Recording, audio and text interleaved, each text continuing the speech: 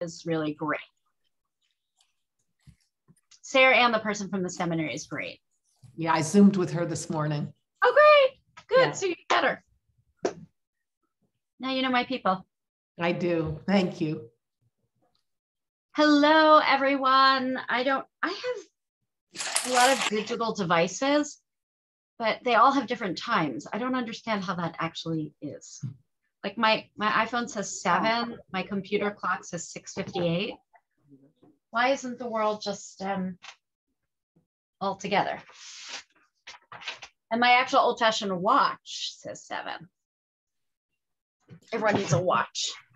Well, Nancy Lewis is here. I guess you know what that means. Nancy Lewis, do you have guests in your home? Not yet. They're coming late tonight. What's late? 10, 11, 2, 3. Who knows? I'll wait just a minute or so before we start. If any of you wants a lovely idea to do with little ones, nieces, nephews, cousins, I put on my Facebook page tonight a Hanukkah project that would be fun to do with family over the couple days that my little cousin, she's little, does. She's a Jewish educator, and she does a Chanukiah made out of family pictures every year on the wall. And it's like a thing to be in the Chanukiah. And then, she likes regular ones, but this one is just a lot of fun. And so if you want to see what one of them looks like, I put it on my Facebook page. And if you're not my Facebook friend, please friend me. It's a nice project to do if you're not watching football. Actually, yes, if you have a chance to go into the school building, Cynthia Richmond did one on the bulletin board of the religious school students. Nice. like this year or another year? Well, she just did it, but I'm not sure when. I know that Eric Diamondstein is the shamash. There it is on a wall in their house. And we wait each year to see if we make the Chanukiah or not. And then they put flames made out of paper, tissue paper. Nice. Although I gotta say, I would like a little space between the holidays because I love Thanksgiving, and I'd like it to be the whole weekend without having to shift focus. Okay, so I'm gonna start, I guess. Do you think we should wait in? What time do you all have? L'chaim, by the way. 7:03. Okay, let's start. Last time, which was not last week, but 2 weeks ago, we reviewed the major Jewish holidays that are found in Parashat Emor, in the Parsha of Emor. And those are the holidays that are in the Torah itself. Doug, you got to tell us who that is. This is Uriah. It's what? His name is Uriah. Uriah, and what kind? Oreo, like the cookie. I said Oriel, like the biblical guy. I couldn't come up with anything better. So Rambo or Rocky would have been ideal, I suppose. But it was a choice between pit bulls and chihuahuas at the shelter that day, and it's not fair to bring a pit bull into an apartment, which is good because he's a good boy and probably my best friend. So I'm happy to have him. He's the only one who seems to realize he's not tough at all, which fits in perfectly in this household. So he thinks he's the toughest dog in the neighborhood, and no one's proved him wrong yet. So that's probably all that's going on there. I think if I let him get into a couple scraps, he'd settle down a little bit, and that might be a good thing for him in the long run. We're happy to have him. Thank you. We're very happy to have him. At the end of the class, I'll show you mine. She's sleeping though right now. Okay. So we spoke about the holidays that are in the Torah itself, and tonight we're going to speak about the ones that are not. But I decided that what I'd like to do is do an advertisement for the classes that I'll start in January. And those are classes that are from primary sources and that really do Mishnah and Talmud. And so that tonight I want to do Hanukkah and Purim and then the other ones. But Hanukkah and Purim are the ones that show up in our primary sources in the Talmud and the Mishnah. And learn what I'd like to teach you, but have you learn it from the original text itself. For those of you who are teachers, we all know that original texts are better than being told about something. So that's what I'd like to share with you. But I'd love for you to do just the quick sikum. Sikum is a summary, because my teachers, Dr. Zlotnick, my teacher of Mishnah at JTS, would always say that you haven't learned something till you've overlearned it. And so I just want to review with everyone, but I'd like you to review. Who can tell me what the most important Jewish holiday is, and it's the one that comes most often? This is a double Jeopardy question, Myra, but you're on mute.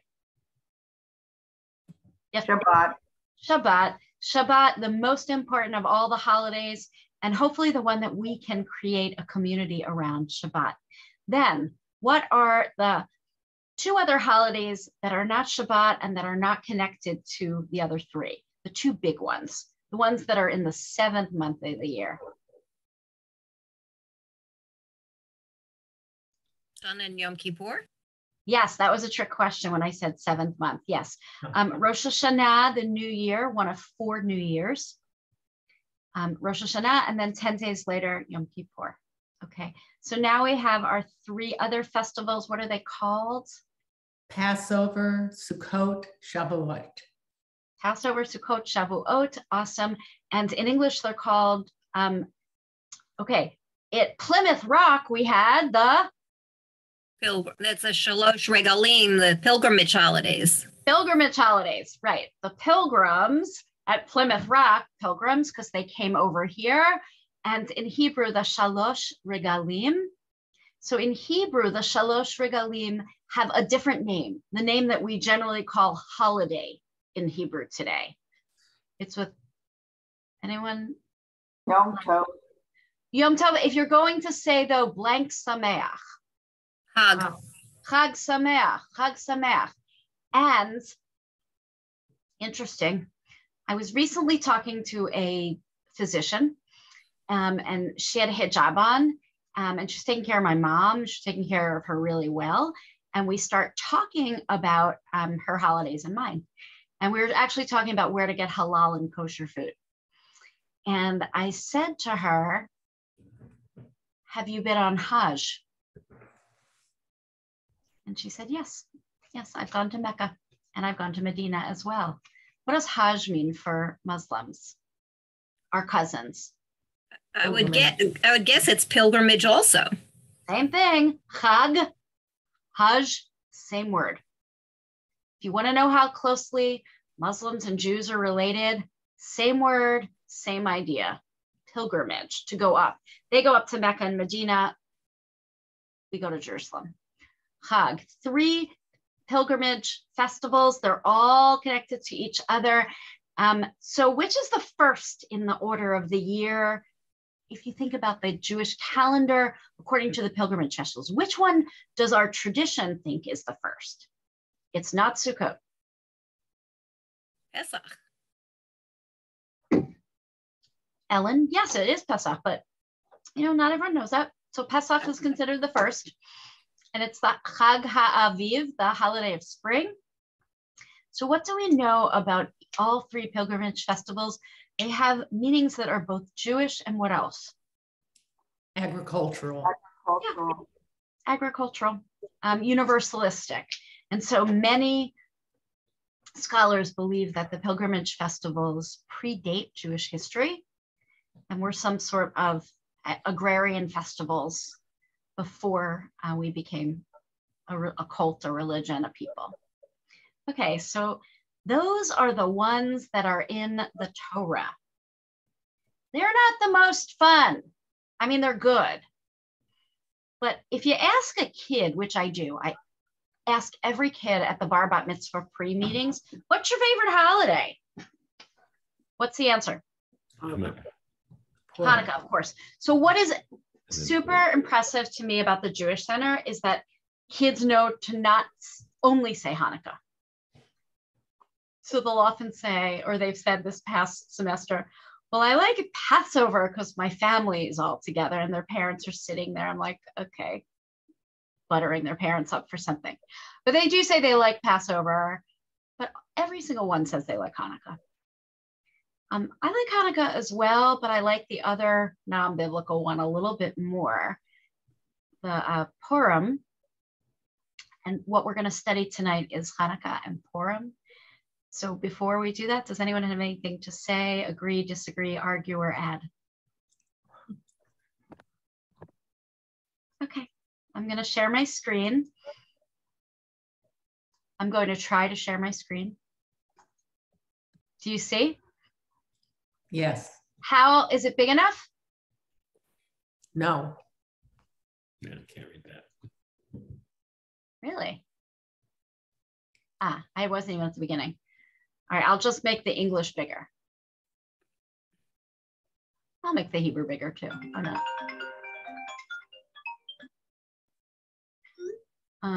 Let's see. What? Friends, also, there's a double line that's just to the right of Rabbi's screen that you can move to the left or to the right to make the screen share a little bigger. That might help as well.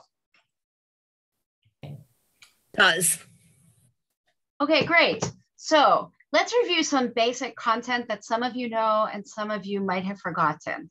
So the temple, the great temple in Jerusalem, the second of the great temples, gets destroyed in, I know that I really want to see all of you, so I'll have to do it again. It gets destroyed in what year of the Common Era? 70 AD. 70 of the Common Era. So 70 of the Common Era. And it's not the first time. It was destroyed before in 586, before the Common Era, and then rebuilt 70 years later. But even before the temple's destroyed, there's a group of scholars, Pharisees, which to Christians is a negative word, but to us is just the precursor to the rabbis. So a group of Pharisees that would meet, you know a lot of their names, Hillel and Shammai. They're a group of pairs of people who will study together and whose words are then recorded. So Jewish people get booted out of Jerusalem, and where do they go? By the rivers of Babylon. And there we went. Okay, so many go to Babylon. Some go back to Egypt, but some go to the north of Israel. They go to a place called Yavne in the north of Israel. And 130 years or so after the destruction of the Second Temple, the most important development in Jewish life occurs, and that's the creation of the Mishnah. The Mishnah is our, and anyone want to tell us anything about the Mishnah before I do? How many of you have studied Mishnah before? So the Mishnah is our very first book of law, besides the Torah, but the Torah is not organized as a legal document. The Mishnah is. The Mishnah is set up in 6 different sections, and you know that from Passover. Who knows the song Echad Mi Yodea? Echad Mi Yodea. What's Shisha? 6. Shisha Sidrei Mishnah. 6 are the orders of the Mishnah. An order is a large title, and then there are lots of books inside each order. The Mishnah was the attempt at Rabbi Yehuda the Prince, Rabbi Judah the Prince, Rabbi Yehuda HaNasi, to reorganize Jewish life post-exile. Even though he was in Palestine, in ancient Palestine, he was in the north of Israel. It was the rabbinic community saying, we are not returning to the temple so soon. It's 130 years later. And so it's all of the sayings for maybe even a couple hundred years before the temple's destroyed, but certainly the 130 years after, put into these 63 volumes called the 6 orders of the Mishnah. The Mishnah is the basis for how you live as a Jew and how I live as a Jew. It's the beginning of rabbinic Judaism. The Mishnah was only written in Israel and written in Hebrew. 300 years later, what happens? You didn't know it was Jewish History Night, but you can't study Mishnah without knowing what you're studying. Empire falls. What happens? The Roman Empire falls. Yes, and I'm not talking about that. I'm sorry. What happens within the literature of the Jewish people? I'm not sure, but I'm going to guess the Gemara. No. Yep, the Talmud, the Gemara, the finishing product, the discussions of the rabbis go on from the year 200 to about the year 550. And these discussions go back and forth on what the Mishnah means. And they come to be known as the Gemara. And the Gemara, unlike the Mishnah, has two different versions. So one is written in Babylonia in two different towns, my two favorite towns ever. Anyone know the names? Because they're the best names ever. It's what I would name my next dog. The first name of the town in Babylonia is Sora, and the other is Pumpadita. So the Talmud's written, I just like saying that, Pumpadita, right? It's so fun. Sora and Pumpadita are the towns, and that's called the Babylonian Talmud. And that when someone says the Talmud, that's what they mean. But when a scholar is studying Talmud, they might say, well, in the Palestinian Talmud or in the Jerusalem Talmud, because by the year 500, 550, two different Talmuds get written. The one that gets used more over Jewish history is the one in Babylonia. That's the one we always refer to. Who here has studied Talmud? All right, well, tonight we're going to study some Mishnah and some Talmud. Let me go back and share. Screen share. There it is.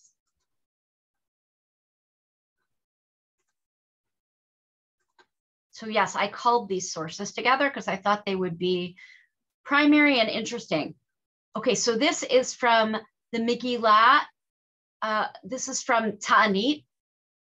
Ta'anit is part of the Mishnah. It's the part of the Mishnah that deals with fast days. Does that mean that the whole thing is about fast days? No. One of the things we learn about the Mishnah and the Talmud is that the rabbis go from subject to subject.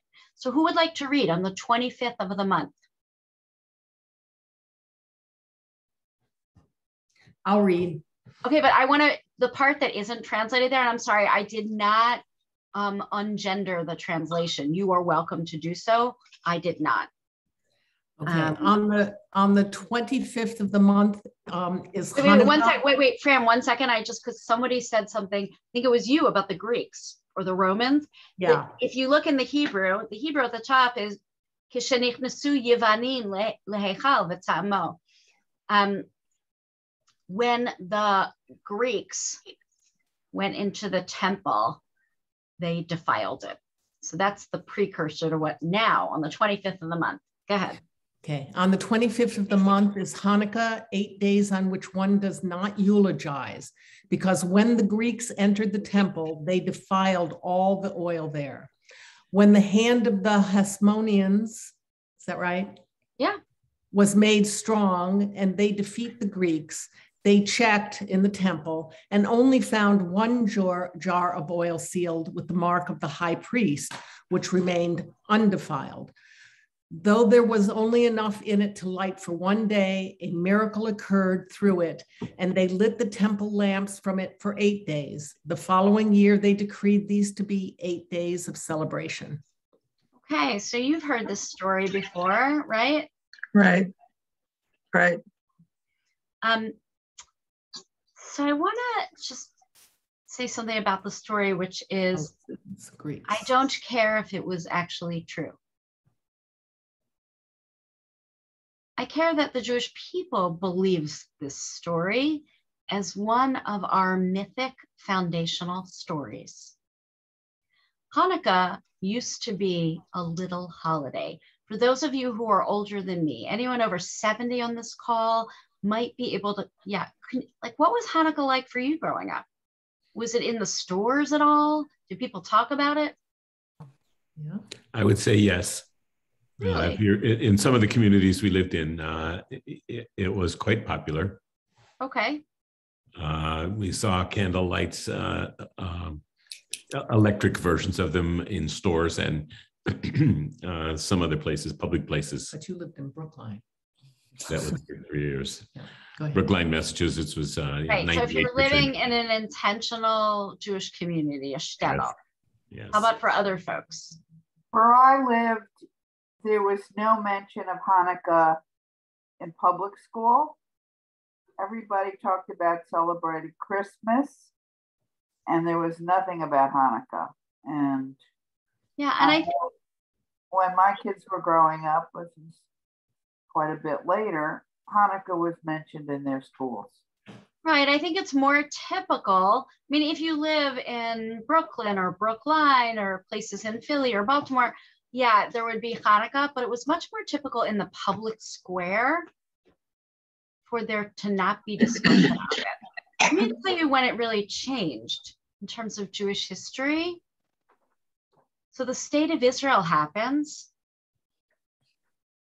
and the Maccabees now become really much more important. And the solstice holiday in the state of Israel becomes much more important. How many of you have spent a Hanukkah in Israel? So tell us some things of what it's like, what's different about it, and then I'll tell you some things too. It was a while ago, but if you're in a restaurant, they stop everything and light candles. The sufganiyot are much better than they are here. Yes, you can get them with caramel inside. Ribat halab. Yeah, Suzanne, you should make those. They're really much better. So but what struck me was being in every place we were, being in a restaurant, wherever, they stopped everything and they lit candles. So I thought that was really, yeah, really everywhere. special. Also, when you open up the circular ads, the sale is not about Thanksgiving or Christmas. It's the Onata Hanukkah, the Hanukkah sale. It's your employers give you a Hanukkah gift. So in a similar way to how commercialization of holidays happened in America and around the world, commercialization of Hanukkah wasn't going to of Christmas wasn't going to happen in Israel, of course. But Hanukkah was a secular holiday that secular Israeli Jews could hold on to, right? Because what's the other miracle that we celebrate? Not the oil. The Maccabees. Yeah, a small band of ragtag fundamentalists actually come and fight. It's a little bit like guerrilla warfare, right? But for Israelis or new Israelis, they are like the Maccabees. And in fact, a city is named Maccabim in Israel. And the Maccabees become a hero and a model for the Israel Defense Forces of a small army that can really, take on and defend its people. So the myth of Hanukkah grew as the state of Israel grew. Also, look, if I had my wish in the United States, when you go into, actually I haven't been at Princeton in a Hanukkah time yet, but in my old neighborhood or in Philadelphia, you'll go into like a big shopping center and you'll see Christmas decorations and a menorah. For my money, I would like them not to put that menorah up. This is a minor holiday. This is a holiday that it's wonderful, but I don't need them to compare it to Christians' second most important holiday. I don't need that. If they want to wish me Shana Tova at Rosh Hashanah, that's nice. But we all know that that's a commercialization and about, Hallmark and every other group selling. So on the one hand, public schools today have a holiday concert and there's always one token Hanukkah song, right? Yeah. Okay, I almost would rather they not sing the Hanukkah song, sing a Jewish song at a different time of year. Yes. Rabbi, I wanted to just add, my son, who is now 43 and has children of his own, when he was little, and we would go shopping and people would say Merry Christmas. He didn't like it. He didn't like, now perhaps they don't say it's Happy Holidays, but he never liked people saying Merry Christmas. And he was sort of often didn't say anything. So I will tell you, I maybe would say we celebrate Hanukkah, and then people would feel embarrassed. And no matter what you would do, you made them feel awkward that way too, because they were trying to be nice and obviously they misspoke. But anyway, so what I wanted to say is seeing menorahs, and they weren't as popular then than 40 years ago as they are now, I think is a good thing. I think children do feel good seeing that on display. They feel that's mine. That's what I have. So absolutely, I'm happy to see the menorahs out there on display. Okay, and I am happy to see them. I just want to figure out a way to get Shavuot, our biblically ordained holiday, like the 3 pilgrimage festivals, to have as much importance in the lives of Jews as Hanukkah. That's, Joan, but you're mute. Let's see if we can get her to unmute. Okay. When I was, long ago, when I was in high school in Brooklyn, Erasmus Hall High School, I joined the choral club because my friends were in it and I loved to sing. Well, we only celebrated Christmas. There was no acknowledgement whatsoever of Hanukkah. And I had to walk down the aisles and when we had the concert and sing Adeste Fideles. And one of the Jewish kids I knew was very angry that I, as a Jew, was singing Adeste Fideles, and that there was no acknowledgement whatsoever of Hanukkah at that time. Yeah, I mean, I think it does bring up a very large issue about public and private. And I grew up and was in the Philadelphia District Choir when I was a kid in Philly public schools. And so thus I can chant a Latin mass for you in Latin, the choral parts of it and other pieces. And, upon further reflection later in my life, I don't want any of it in the public schools, right? Like separation of church and state should mean separation of church and state. And if you want to have maybe a holiday time party, a solstice party, great, but have a Christmas party at church or after school hours. That said, I'm glad that I know the words to the Mass in Latin. I obviously don't celebrate it, but culturally and for my education, it's a good thing. But yeah, I think that we're in an odd place in this country still in terms of public square and church state. And I feel like eventually there'll be more non-Christians in this country, right? And then they'll want to celebrate their holidays in public school. But public, I feel like, Jews have done well with separation of church and state. And I feel bad when that is not there. But I'll leave it to you lawyers who are on this phone to figure that one out. Okay, I'm going to go back to the Mishnah. So we're now leaving the Mishnah actually, but this is actually something important about the Mishnah to learn about Mishnah in general. Mishnah is what we really call an apodictic text. It gives you the law without much discussion. It's just trying to categorize the law. What happens later in the Talmud or in the Talmuds, Talmudim, is that you get I have to go to the second page, excuse me, that you get a longer answer and a more convoluted answer, because the answers in the Talmud are going to be well on the one hand and well on the other hand.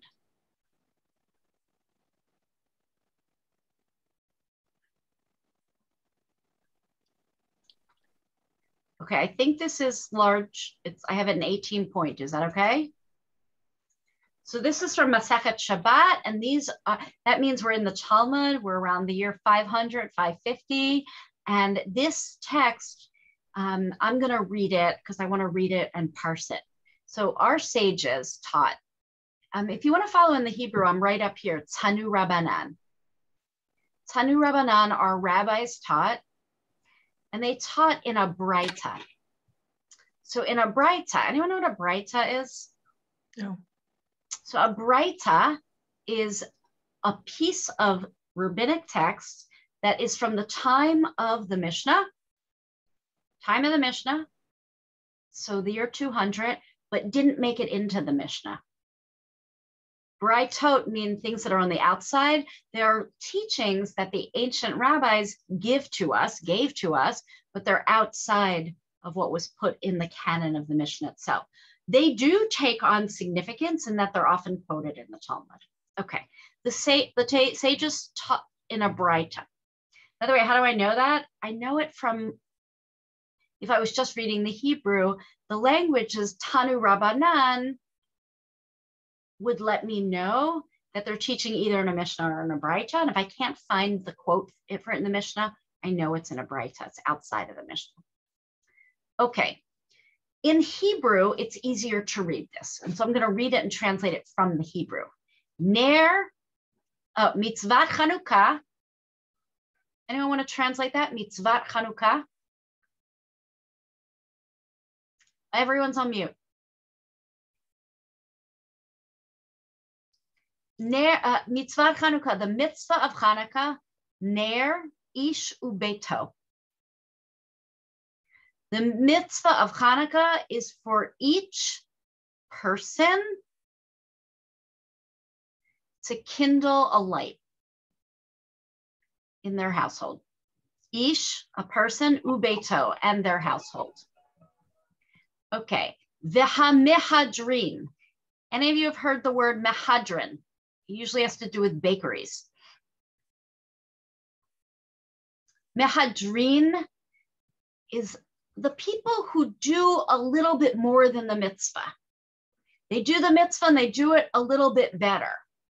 And the mehadrin, those who are meticulous in the performance of mitzvot, kindle a light for each and every one in their household.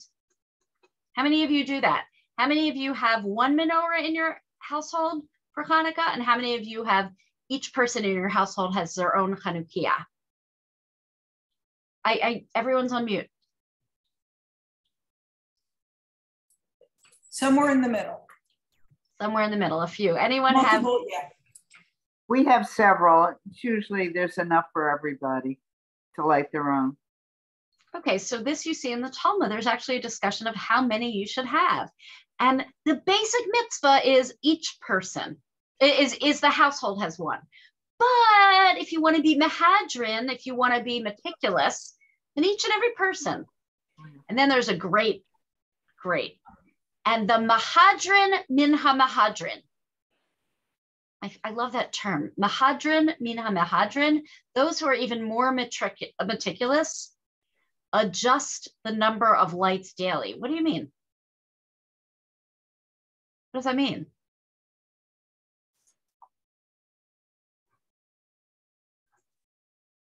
What does that mean? Adjust the number of the lights daily. It means that originally they didn't light one light and then 2 lights and then 3 lights and then 4 lights. It means at the beginning they lit all the 8 lights. It took a couple hundred years for them to figure out how we would actually light the candles, according to Hillel. So if you want to be meticulous in your observance, each person gets their own menorah. I'm going to go back to share screen. All right, we're going further on. This is my favorite piece of rabbinic text ever. Who would like to read it? Our rabbis taught.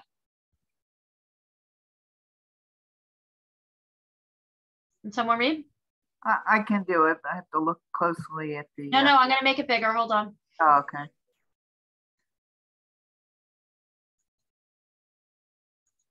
How's that? That's fine. Our rabbis taught that the mitzvah of Hanukkah is for each person to light the candles in their own home. Beit Shammai maintains, on the first day of Hanukkah, 8 lights are lit, and thereafter they are gradually reduced. But Beit Hillel say, on the first day 1 is lit, and thereafter they are progressively increased. Which way do we do? Second way, Hillel. So Hillel's answer is the most beautiful answer. And it's in Aramaic. Dima'alin b'kodesh ve'ein moridin bo. Because we go up in holiness. We don't go down. But it's counterintuitive, isn't it? Think about Shammai's answer. You start out with enough oil and then the oil decreases.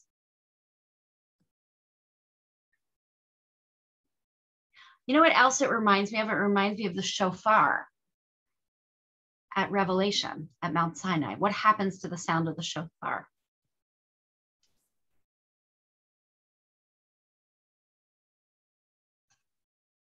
So when someone blows the shofar, as they lose breath, there's less sound. But the sound of the shofar at the time of Revelation goes chazak me'od. It keeps getting stronger. Louder. Here, like Hillel, they keep increasing. Kind of interesting. Anyone have anything to say about Hillel versus Shammai and why you do one or the other? Wasn't there a compromise that we went Hillel's way, but I don't know where I heard this, but they compromised in the way we light it. We add the candles, but we light it from a different direction. They compromised Shammai's idea, or am I wrong? No, it's that, you put the candles in. That's how they go in. So they do, yeah. And which ones you light first? The newest first? Yeah. Right. Yeah. Although I got to say that I have friends who in their homes light Hillel and Shammai as a philosophical statement to say that the house of Hillel and the house of Shammai can get along. That one doesn't have to be wrong or right. Okay, I'm going to share a few more texts back to the original document. Have you read these texts before? I have to move you so I can see the rest of the text.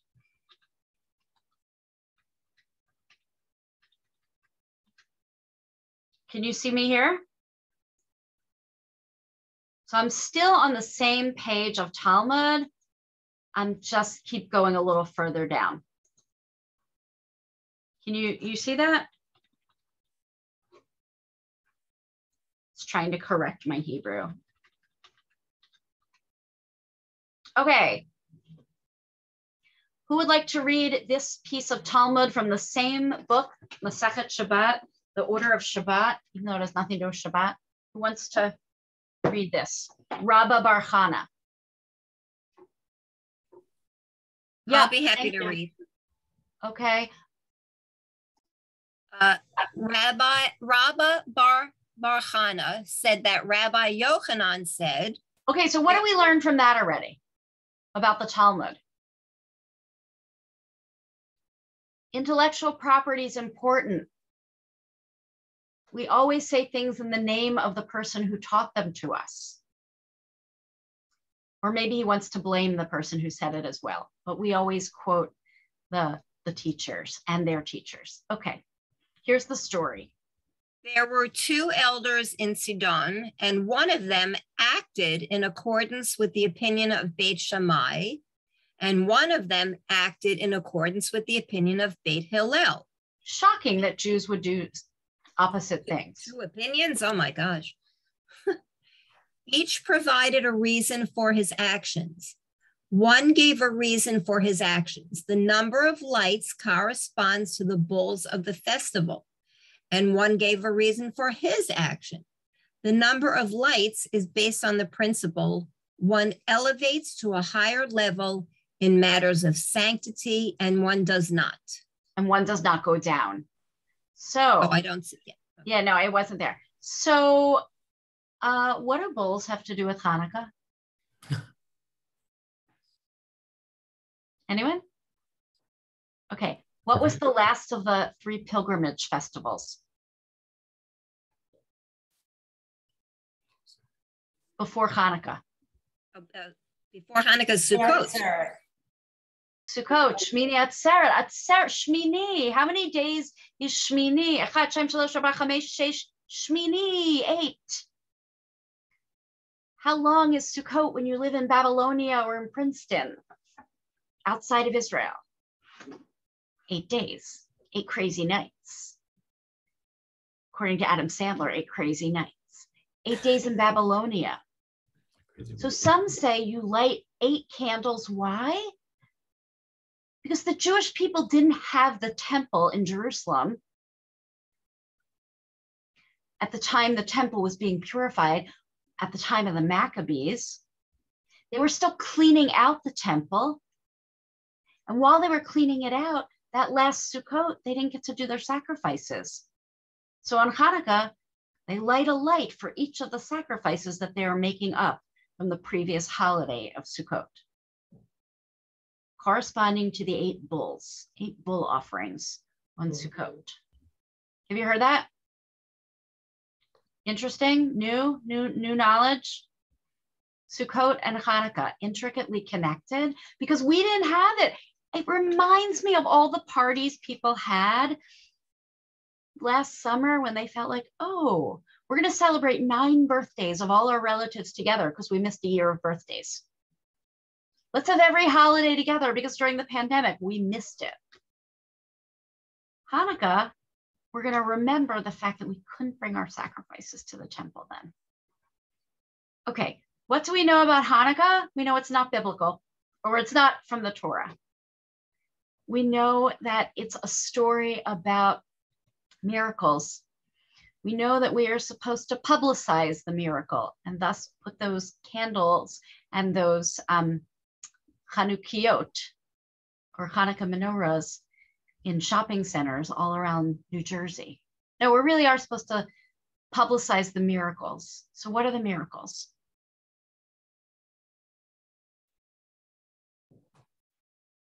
There's a couple. The oil, the oil, the oil lasted. The battery on my iPhone lasted, right? The oil lasted. And the army beat, this small band of ragtag people. Fundamentalists beat out, yeah. Right. I mean, I often like to say that there's another miracle today, which is that this holiday has taken on new understandings in the modern state of Israel, that living now again with an army to protect and defend the state of Israel means that we understand what it's like to have to defend ourselves. So the Maccabees have taken on such an interesting part of Jewish history. This past weekend, I sat with one of our religious school kids, a little tyke, and we worked on his Cub Scout Maccabee badge.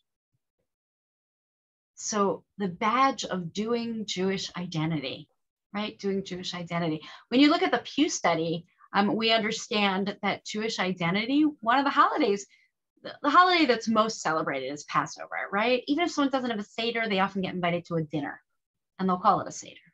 But Hanukkah is also one of those holidays that people somehow celebrate. I hope you get your fill of jelly donuts and other oily, greasy food and livivot, latkes. And I hope that you're able to find miracles. So I'm going to go on to the holiday that is non-biblical that I like more. I like Hanukkah, but I really like Purim. Anyone have anything to say about Hanukkah before we move on? And I just want to, I'm going to go back a little bit in the conversation because I missed part of it. My son always seems to FaceTime on Tuesday nights when I tell him not to. So anyhow, in discussion of the fact that Hanukkah has become more out in the open and gifts and stuff in relationship to, because of Christmas. Well, the one thing is I feel like in the non-Jewish world, people think that are relating Hanukkah and Christmas as the same thing almost. And I'll tell you of an experience I had. My children were raised in Marietta, Georgia. And I was upset because everything in the elementary school was Christmas, Christmas, Christmas. And I agree. I think separation of church and state, it shouldn't have been anything. But I felt I had to go into his classroom and speak about Hanukkah so that the children would know what the Jewish holiday was. And when the teacher introduced me, she said, "This is Doug's mom, Mrs. Pristak, and she's going to tell you how the Jewish people celebrate Christmas. And I thought my head was going to blow up. And I started the conversation that it is not Christmas. It's a Jewish holiday. It just happens to come around the same time. And I tried to explain Christmas when he was in like the 2nd grade.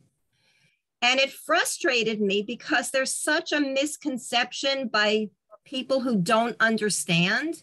It just happens to come around the same time. And now we're giving gifts.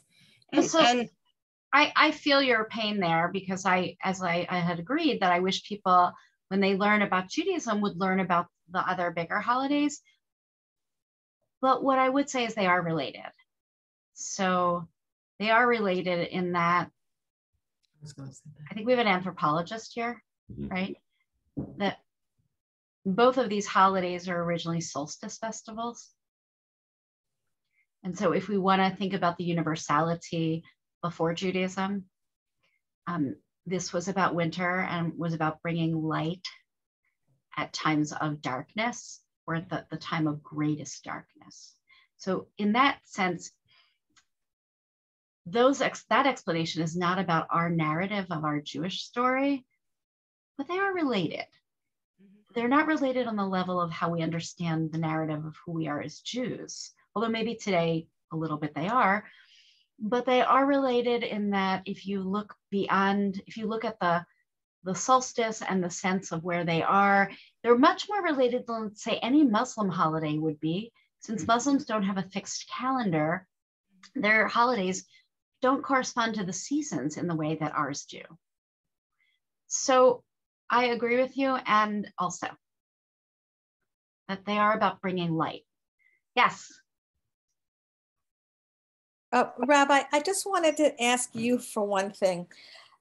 The time period, sometimes we learn these stories and they're there and they don't connect to the rest of history.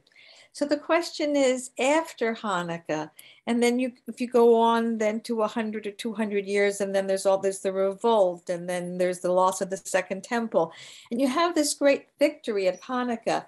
What changed after Hanukkah so that there was more of the revolt and the Second Temple gets destroyed? I don't want a long discussion because you have more to discuss tonight and you can, but is there a way just to briefly to talk about what happened in the intervening years after this wonderful victory and then a loss of the Second Temple? So what I understand it to be is that the loss of the Second Temple, though we speak about, first of all, thank you for the question. Though we speak about it being, oh, we lost the temple because of senseless hatred, I think we always do need to look at the loss of the Second Temple as not something wholly about us, but about the Holy Roman Empire. This was, if you look at where the land of Israel is, we are in the middle. We are on the way from Europe to Africa. We are in, that area that gets you out of the Middle East and into Africa. So that Carly Simon song, I bet you think this song is about you. Yes. So I always often feel like sometimes things happen in history, and losing the Second Temple, okay, we talk about it being about us, but there was a much larger geopolitical force going on in the world, right? This was the Roman Empire building itself. And we were in the middle of the trade route. And the Roman Empire had no use for our kind of temple. So it wasn't that long, right? 136, I think Maccabees around 136, the Maccabean revolt, 134, somewhere around there, BCE. So some of it had to do with our war, and we'll talk about it. There are warring factions. There are 4 different warring factions among the Jewish people at the time when the temple gets destroyed and before. And these factions can't get along with each other as Jews. But somehow I think even if they could get along, we were going against the Holy Roman Empire. So I think that's what happens. Both you have outside forces. Thanks. Thank you. Okay, I am going to go back to the doc. And before that, just say there are 4 mitzvahs associated with Purim. I love each one of them. I put another source here about Hanukkah, but I want to move on. Okay, let me go to Purim.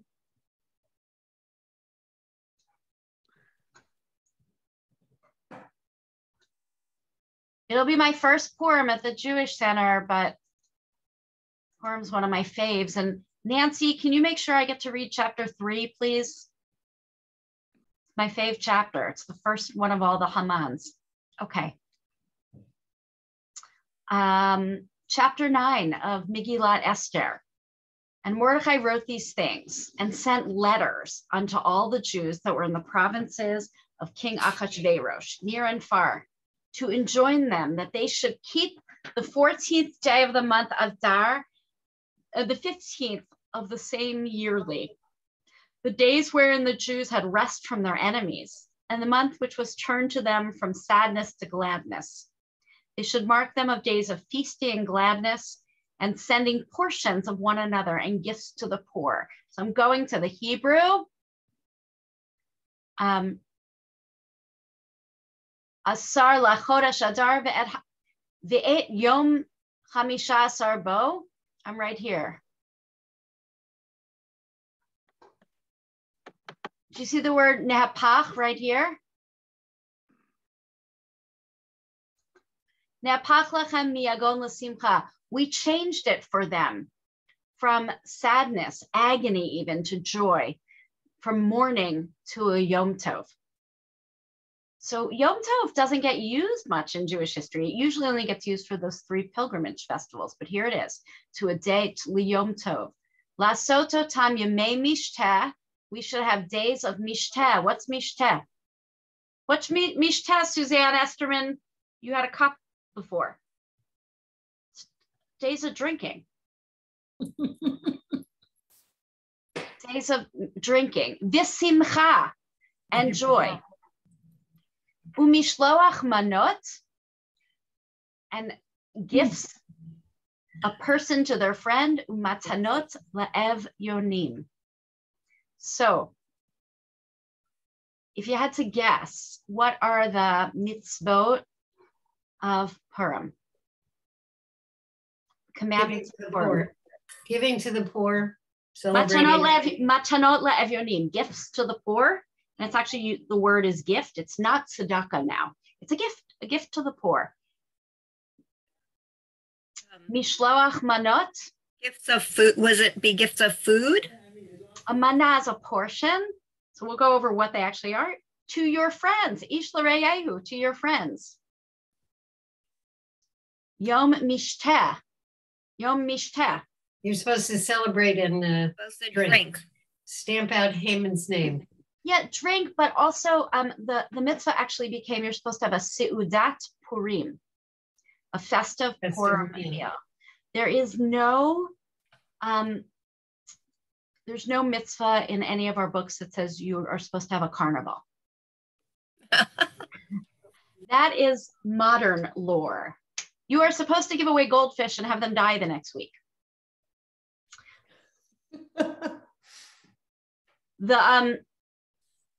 The people at my old shul, it was like 8 shuls that did Purim Carnival together for many years. And the veterinarians in the community came together and said, you can't give away the goldfish anymore because it is cruelty to animals.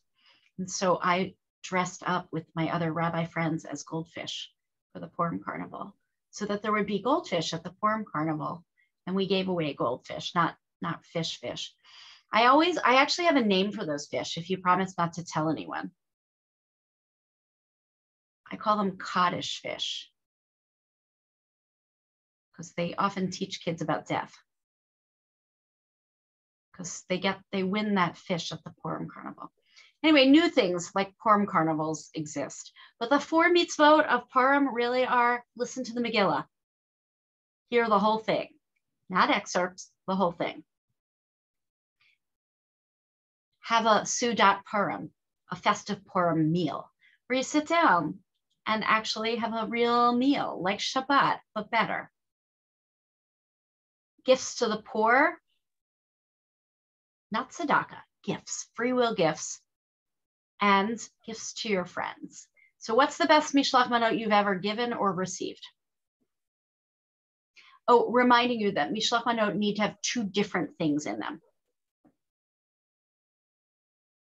The ones with lots of chocolate. Balloons And and chocolate. Hamantaschen, and lots of Hamantaschen. Oh yeah, that too. One year, someone gave me a bottle of wine and a thing of Ben & Jerry's ice cream. That was good. Anyone else? Okay, I like when people are creative and give like snack bars or little things of alcohol, the little ones. What don't I like about Mishloach Manot? Well, what's the date? What is 1 month after Purim? Pesach. Pesach. Yeah, so let's review those Jewish holidays. We talked about the more minor ones. Tu B'Shvat, 15th of the month of Shvat.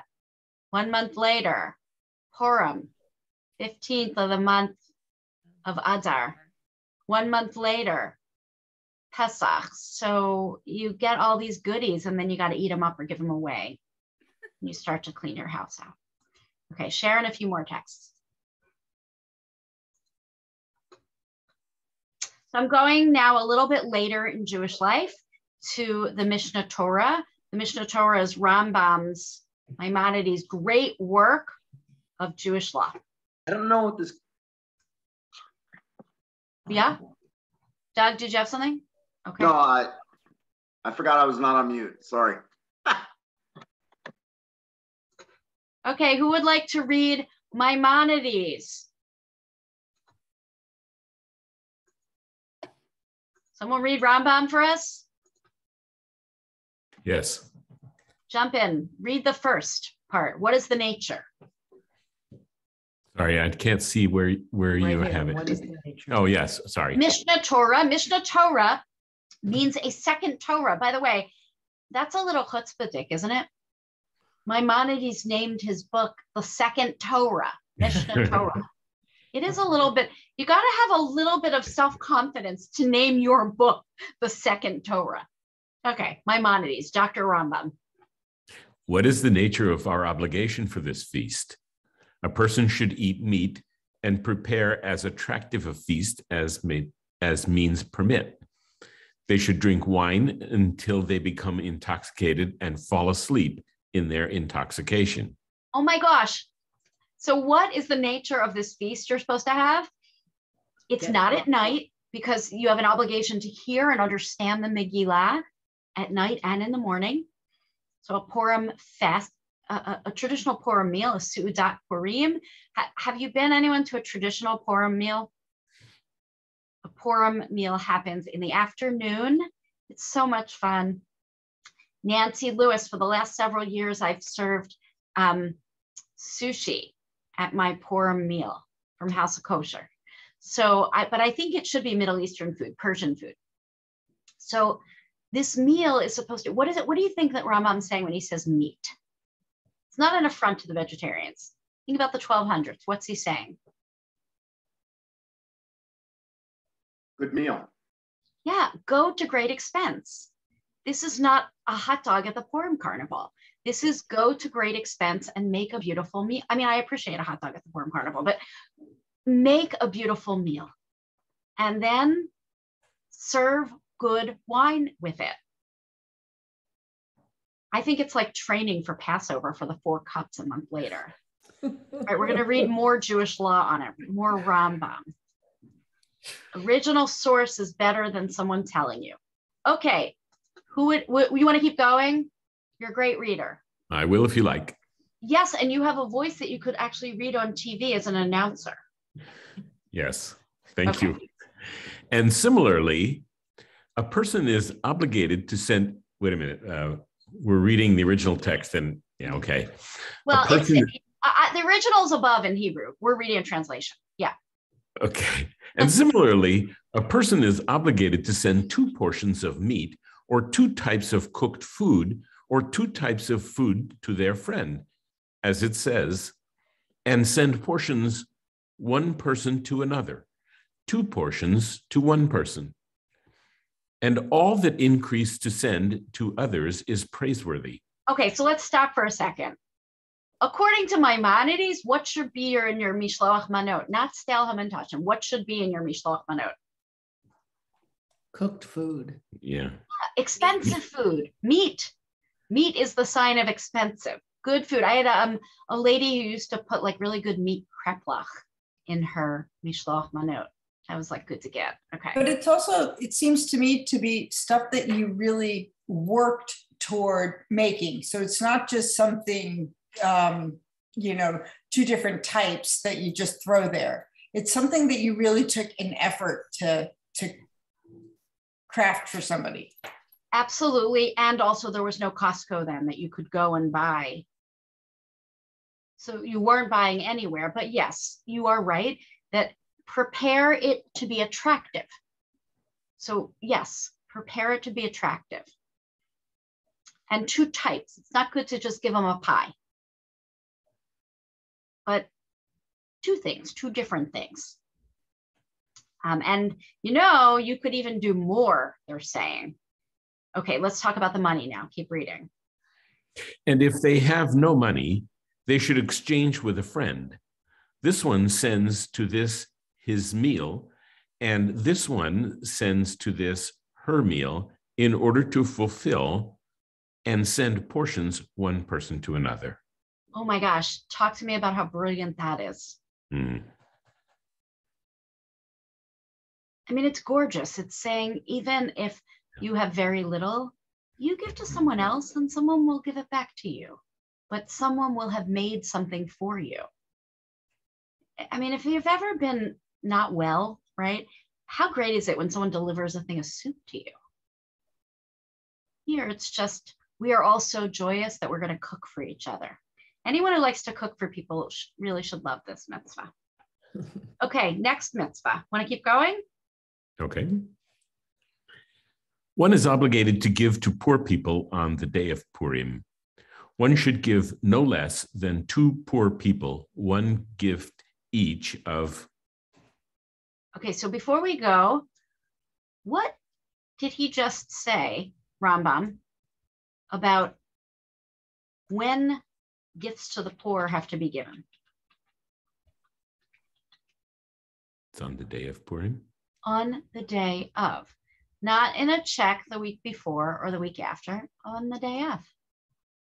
On the day of. It's about, on that particular day, we are so thrilled with our good luck at not being killed by Persians / Nazis / anyone who's Amalek, that we need to go and show our joy on that day. Money or types of cooked dishes or types of food. As it says, gifts to the poor. 2 gifts to poor people. And one should not be particular about poor money. Rather, give to every person who puts out their hand. And one should not change poor money for another charity. So really, it's that on this day where we celebrate being saved, we have open hands and open pockets. We intentionally give to the poor, and then we also keep extra. And that's what the rest of this is about, bringing to the poor. What do you think about these 4 mitzvot, and how have you felt you have been done each of the 4? So the first is hearing the Megillah. Yeah, we read the Megillah at shul. That's good. Sometimes we read it for children in an abbreviated version. Mishloach Manot. Is there a history at the Jewish Center of us doing Mishloach Manot project? Who will be in charge of that this year? Who does that usually? Denise? Denise Cheskis usually has done it, but I don't want to commit her. Okay, but do we make it available to everyone in the community? Everyone gets shalach manas? Everybody gets a bag with Kedem grape juice and, lollipops and candy and hamantashen and how many of you make your own, or have you made your own in the past? So it's really a lot of fun, and the obligation is to give to at least 2 people, and be creative this year. figure out like what someone might want, what might be fun for them. And it's really about showing our deep joy for not being murdered as a people. I mean, it's amazing, right? And gifts to the poor, and it's about actually making the gift to the poor, like leaving shul and before you, or going in the morning before you go to your poor meal and finding people to give money to or food to. It's the one-on-one, not just the writing the check. None of these are my favorite part of Purim. I love them all, but they're not my favorite. My favorite part of Purim has to do with dressing up. What's your favorite Purim costume?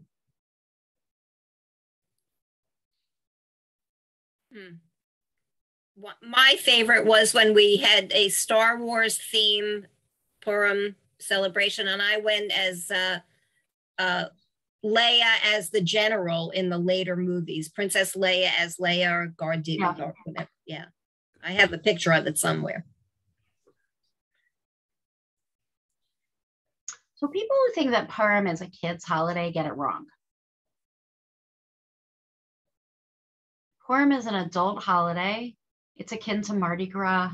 It's about letting loose. It's about feeling all of the anti-Semitism of the last year. It's about putting a mask on so that you can take your mask off. Meaning so that you can truly be who you are inside, the inner child that we are, the inner person that you are. We mask. You put whatever costume you want on so that you can be raucously, truly, joyously you. And where do we get that from? And I'll do a session about this before Purim. But what does the name Esther mean? It's not an originally Jewish name. So the root of the word. Star? What? Is it star? Satar, sater. Sater is the root, to be hidden. Esther is hidden. We're all hidden. We're all a little bit hidden. We all hide a little bit of our identity in us.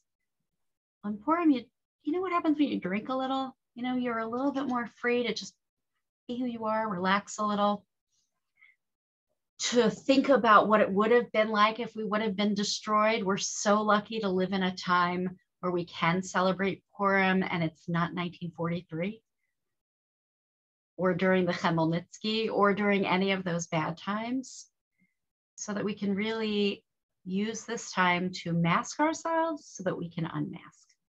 I think that I'm committed. Oh no, I have 5 more minutes, don't I? Okay, 5 more minutes really quickly. So these are the 2 holidays. What did you think about studying them from the original versus hearing about them? I know Fran likes that better. I like that better. Great.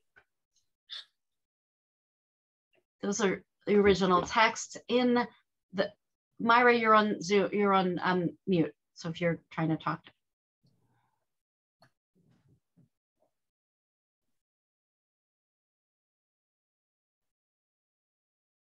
Okay, I'm gonna go on, but if you unmute, we'll jump back to you. I got a fascinating call today. It was from a musician. I don't know the guy, heavy accent. And he said, I want to propose a program. I'm from New York for Holocaust Remembrance Day. And I was thinking to myself, May? You're like talking to me about April or May? I don't know what I'm having for breakfast tomorrow. But he said, you know, in January, the UN, the United Nations, has a Holocaust Remembrance Day that they put together in January. We don't often commemorate it because we as a Jewish people have an actual holiday that the government of Israel decided to enact as Yom HaShoah v'Hagvura, the day of Holocaust remembrance and the remembrance of the bravery of our people. The rest of the world, though, does have this new Holocaust Remembrance Day. And the Jewish educators among us are like, what? Wait, what? For Jews, there are 4 days in the spring that we struggle with because they come along with everyone's graduations and all kinds of other things that are happening post-Pesach. And they are what we call minor holidays that take on major importance because they all happened, or most of them happened, in the lifetime of people who are living right now, right? So I'm going to take Lag Bomer out because that's as minor a holiday as you can get. But Yom HaShoah, the commemoration of the Holocaust. Do you remember, anyone, what the debate was in the 60s about making Holocaust Memorial Day that day or not? So the debate was it should be Tisha B'Av, because every other tragedy of the Jewish people is commemorated on Tisha, except Tzom Gedalia. The fast of Gedalia is commemorated on Tisha B'Av. It wasn't, but there is a thought among some Jews that when we are further from it, when there are no children or grandchildren of survivors left, that at some time that day might, or maybe in 100 or 1,000 years, we'll still remember the Shoah, but it'll be part of all of the collective memory of all of our sadnesses, which happens on Tisha B'Av, the 9th of Av. Doug, do you have something to add? Yeah, I mean, just kind of an analogy from, let's say, another story. I mean, the thing about the Holocaust that you're right about is that it was a major crime and lots of people witnessed it. But like in like an analogous situation, in like, let's say the court of law, let's say someone was the victim of a crime and they were completely unaware of it for a very long period of time. Like the court system might set up some kind of like game almost for defendants to play to see whether or not the person was actually what they blamed him to be. And he may not know why they're playing the game because he's still unaware of the crime itself, right? But he can notice the game is happening. So he notices somebody has done something wrong because they're playing the game they never played before, right? But he can't tell the court what kind of judgment they should pass on the individual, and he can't go along with the game because he hasn't been told the purpose of the game. So he just has to wait and just keep being himself until the day comes when the judge is going to pass the sentence that's deserved for each individual crime. And that's what really matters. But that's a different situation than what we were talking about. Yeah, I mean, so what it would be is that collectively now, every other tragic event of the Jewish people gets commemorated at Tisha B'Av.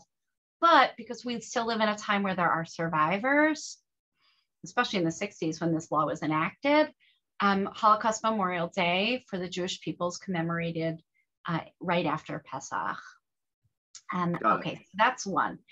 Then we have a really important day called Yom HaZikaron, the Day of Remembrance. And it used to be a day of remembrance, right, for people who died in defense and creation of the state of Israel. Now we also remember victims of terror. But that victims of terror piece was only added maybe 20 years ago. So Yom HaZikaron, the Day of Remembrance, certainly different than how we do Memorial Day here. How many of you have been in Israel for Yom HaZikaron? It's wonderful, right? Do you remember something from it? Not really. It's a very solemn day.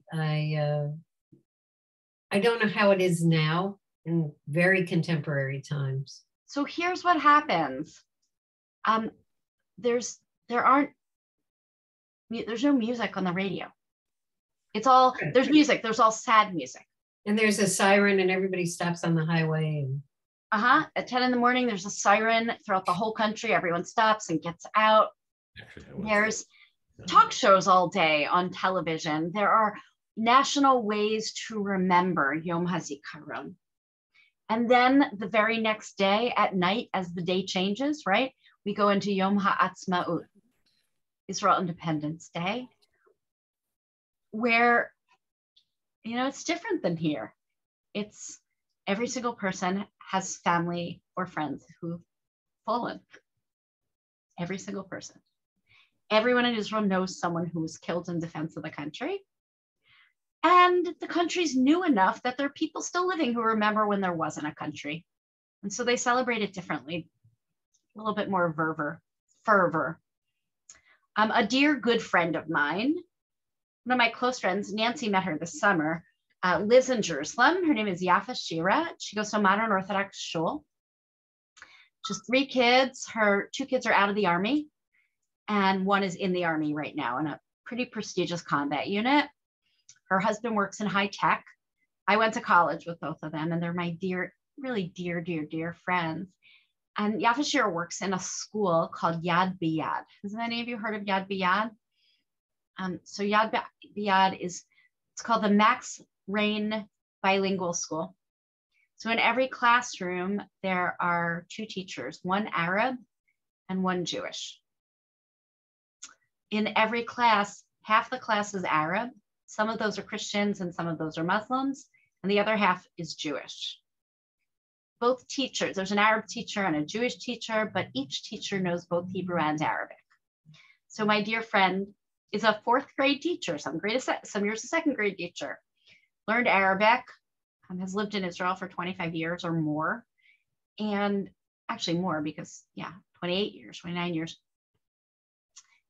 It's so interesting when you live in a country where your Day of Independence is called by the minority the day of their destruction.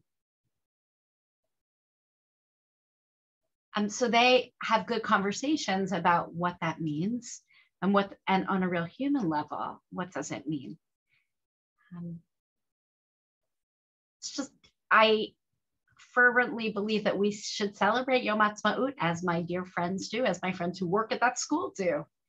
And I also know that there are people who know that our day of celebration is their day of sadness. It's quite interesting, right?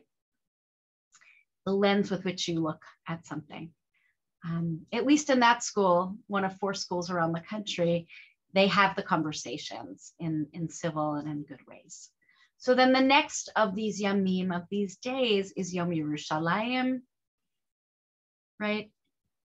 In 1967, how many of you had been to Israel before 67? So you saw Jerusalem divided. You got to see Jerusalem divided. Yeah, and the next time you go to Israel, I recommend the Museum of the Seam. It is on the edge of West Jerusalem and East Jerusalem. It's really more in East Jerusalem. And it's in a building where you can see all the shell marks from the 67 war. And it's wonderful to be able to go with a guide and see what the city looked like before Jerusalem was reunited. So that is Yom Yerushalayim. Today, it's a day that is difficult for some people because, of course, for many Jews, that meant the reunification of Jerusalem and our protection after we were attacked. But for other Jews, including Golda Meir, and other people said we need to deal with these territories quickly because they will be a wrench or, a albatross around us. So it's an interesting day, but certainly we're fortunate to be able to celebrate in Jerusalem and to be able to build up Jerusalem. So this is my holiday presentation. I thank you. I do not think we are meeting next week because I will be at the New Jersey Devils game. Anyone coming with me? The synagogue got tickets to the New Jersey Devils because the Maccabees are playing afterwards, and they're going to have candle lighting at halftime on the 14th and the 21st. You please invite your friends if they're interested. On the 14th, I'm going to be teaching about kashrut, ancient and modern trends in kashrut. So I like to eat. I hope you do too. Maybe bring some food to the next class. On the 21st, I'm going to open up a discussion. I was about to give this book to someone recently, but I said, no, I'm teaching from this on the 21st. This book is God in Search of Man, a philosophy of Judaism. We're going to study about different understandings of God. So thank you. And on the 7th, Rabbi, did you say nothing on December 7th? Correct, because we're having Hanukkah stuff all over. Okay. Yeah, but I will, if you have specific things you're interested in learning, I'm putting together for January what my offerings will be. I'm going to continue to do Judaism on one foot, but I'm going to do a text class as well, probably Mishnah and Talmud or Mishnah and Midrash, we'll see. And I thank you. Also, Kiddushes are going to start happening. So come help Suzanne Our first in-person Kiddush is Sharon Diamondstein's son's bar mitzvah, but also come to shul this week. It'll be an intimate crowd, but we'll make it freilich and fun. And it always is, Rabbi, with you. Thank you. You know what? We should do Mickey Mouse Shabbat one day. And everyone should have ears. Yep. Say that again, please. Mickey Mouse Shabbat. Theme Shabbat. Suzanne has a. Suzanne wears Mickey Mouse ears, or mouse ears every week. Well, yeah. Well, I especially do when we're on video, but when Have you been in the last few years to Disney World by any chance? I actually have been twice this in the past 6 months. Oh, look at that. Ellen. Mwah. I'm ready. You are. Thanks, Rabbi. So I want to say thank you to each of you and have a good Thanksgiving. I will be at the Princeton Cathedral at 11 a.m. on Thanksgiving Day. And then I will work really hard next year to get the preachers in Princeton to move their service to Erev Thanksgiving so that we can all have Thanksgiving Day. That would be lovely. Yeah, and I will see you on Shabbat. See you Shabbat. Thank you so much. Bye-bye. Thank you all. Shabbat. Thank you. Good night. Thank you. Lila Bye. Tov. Lila Tov. Bye-bye. Lila Tov.